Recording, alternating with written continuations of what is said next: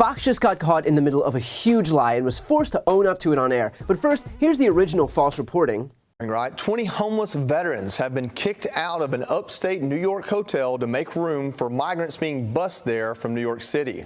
The CEO of the YIT Foundation, which is helping to house those vets, tells the New York Post, whether you agree with asylum seekers being here or not, we can't just ignore these veterans that are in our charge that we are supposed to protect. We need to put them first. The Biden administration, Governor Hochul, and the city of New York, they all have a part in this. And it's a total embarrassment. It's a slap in the face to veterans, to citizens of New York and this country who are really being cast aside to allow for asylum seekers to come here. At the end of the day, when it comes to this particular situation, you had combat veterans who are homeless, who were told to get out of their hotel after one day. Sharon and her team scrambled to find them locations, and right now what we've tried to do is let those veterans know we appreciate them. We're embarrassed by what's happened to them, but we have their backs. I mean, and these are our nation's heroes. These are our veterans. These are the best among us who deserve a helping hand. They put their lives on the line, and now they're getting kicked out of hotel rooms. And I can't help but notice the contrast when you have a 24-year-old, a veteran, had been in Afghanistan, kicked out of his hotel room, as an Afghan national on the terror watch list is crossing the border in San Diego. So you're an Afghan national on the terror watch list, just scurry across our border, no big deal. We'll let you in. But the guy who fought in Afghanistan will kick you out of your hotel room. The media, though, they are so culpable in this. The Washington Post, the big headline was "No surge." And then you read down 5 paragraphs down in the article, and even they admit unlawful crossings top 10,000 a day here, highest levels ever. Highest levels ever, and your headline is "No surge." That just defies common sense, Washington Post. Well, politics come into play here, and maybe money. One of the things we looked at last hour was the fact that it takes about $88 to really care for those veterans at a hotel, or anybody at that hotel in upstate New York. And what we found out was that the city was paying about $190 per illegal immigrant. So there might be a little cash. We can't prove that, but you can do the math. You can figure it out on your own. And it wasn't just Fox News. Newsmax ran with the story. The New York Post ran an exclusive story titled "Homeless Vets Are Being Booted from New York Hotels to Make Room for Migrants."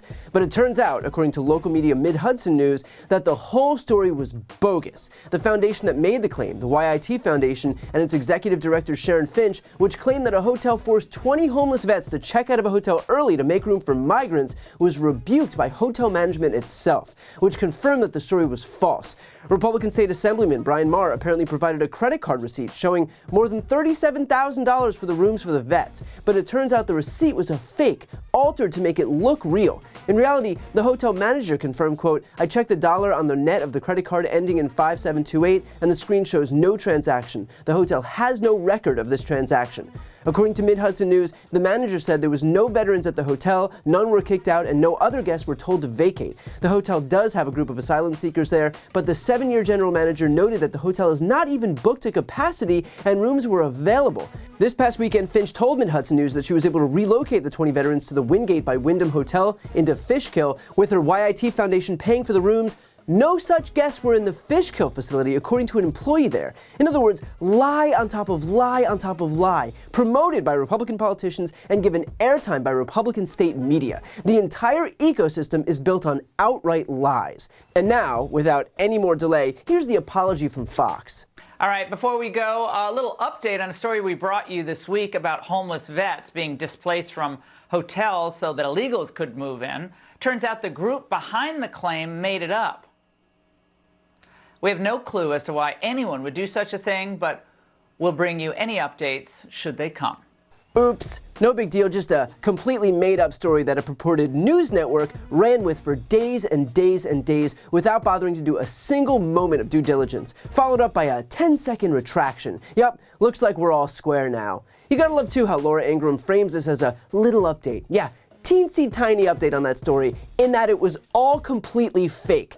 Not just a little update, that is a catastrophic update. And if Fox or any of these right-wing outlets had even a shred of integrity, that would be a career-ending update for people whose literal job it is, their only job, to report news accurately, that they would instead report completely non-existent news.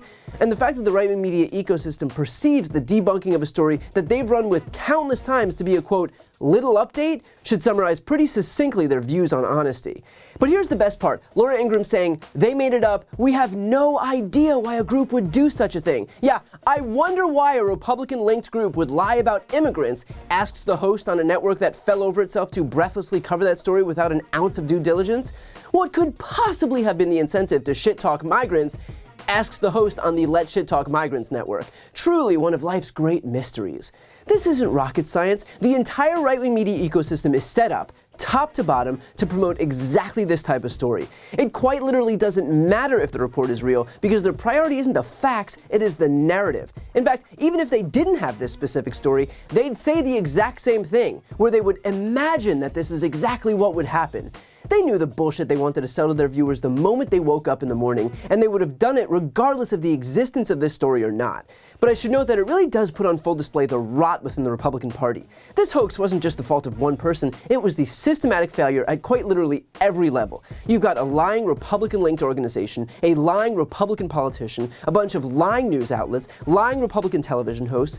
I just ask, aren't they embarrassed? Aren't they ashamed that their positions are so tenuous that they need to quite literally concoct proof out of thin air because they don't have anything real to use to buttress their claims? If the only thing I had to go by to defend my positions was a bunch of lies, I think maybe I'd take a second look at my positions. But will these Republicans? Will New York Assemblyman Brian Maher? Will New York Post writers Bernadette Hogan and Kate Sheehy? Will those Newsmax hosts? Will those Fox News hosts? Kayleigh McEnany? Faulkner Harris? Or will they just wait for the very next hint of some poorly sourced anti-immigrant story that they can breathlessly run with in their desperation to pander to the ravenously xenophobic base that they've created? Because if you ask me, it's probably the latter. And what's so incredible is that this is happening in the immediate aftermath of having settled with Dominion for $787 million for the last set of lies that they made on air, only to turn around and start lying again. I don't know how to make this any clearer. Fox and these right-wing outlets are not real news. They are disinformation factories. Their business model is to lie to their viewers, to get them infuriated about issues that Republicans exploit for the express purpose of helping Republicans take power. It is straight up propaganda for the Republican Party. And if they weren't able to lie, they wouldn't exist. The fact that they had to pay Dominion wasn't evidence that they finally lied. It was evidence that they finally got caught.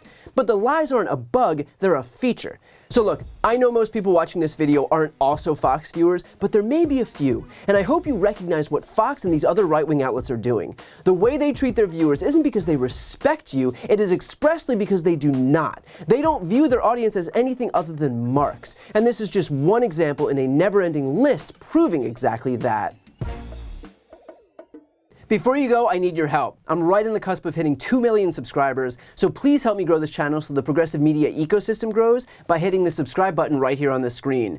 I also started a Spanish channel so we can finally start regaining some of that lost ground among Spanish speakers, so if you want to help support those efforts, you can hit that subscribe button. And finally, if you listen to podcasts and you want to support mine, you'll find a link to that on the screen as well. Thanks so much for watching.